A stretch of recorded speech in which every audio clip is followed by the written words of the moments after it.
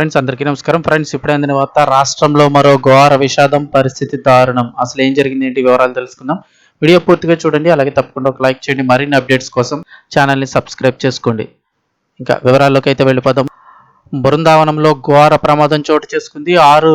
ఆరుగురు భక్తులు దుర్మరణం పాలయ్యారు. మరో 12 మంది పరిస్థితి విషయం.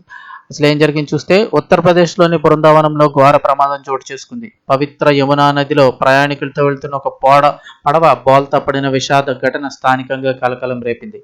బృందావనంలోని యమునా నదిపై ఉన్న పిపా వంతెన సమీపంలో భక్తులతో నిండిన పడవ అదుపు తప్పి బోల్తా పడింది.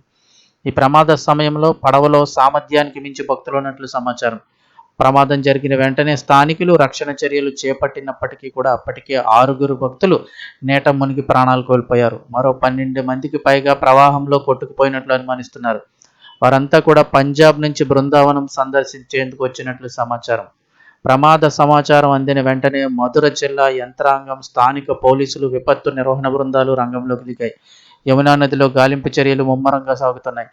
గజేతగాళ్లు నదిలో గాలిస్తూ గల్లంతైన వారి కోసం వెతుకుతున్నారు. జిల్లా స్థాయి ఉన్నతాధికారులు స్వయంగా ఘటనా స్థలానికి చేరుకొని సహాయక చర్యలైతే కనుక పర్యవేక్షిస్తున్నారు. ఇక బృందావనంలో జరిగిన ఈ పడవ ప్రమాదంపై ఉత్తరప్రదేశ్ ముఖ్యమంత్రి యోగి ఆదిత్యనాథ్ తీవ్ర దిగ్భ్రాంతి వ్యక్తం చేశారు. మృతుల కుటుంబాలకు ఆయన తన ప్రగాఢ సానుభూతిని తెలియజేశారు. అలాగే ఘటనా స్థలంలో సహాయక చర్యలను వేగవంతం చేయాలంటూ అధికారులకు ఆదేశాలు జారీ చేశారు. అలాగే బాధిత కుటుంబాలకు తక్షణమే తగిన పరిహారం అందజేయాలని అధికారులకు సూచించారు. ఇక పుణ్యక్షేత్రమైన బృందావనంలో భక్తుల మరణంతో విషాద ఛాయలు అలుముకున్నాయి.